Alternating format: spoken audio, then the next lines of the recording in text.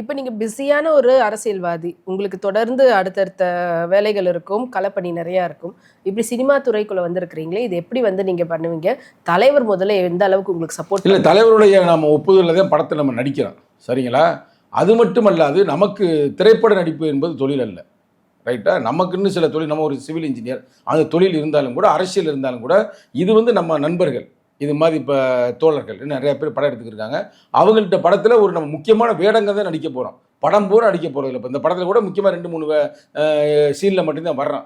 அது மாரி தொடர்ந்து நம்ம வருவோம். ஆனா ஒரே ஒரு படத்துல மட்டும் முழுமையாக நடிக்கப்பட்டிருக்கிறது.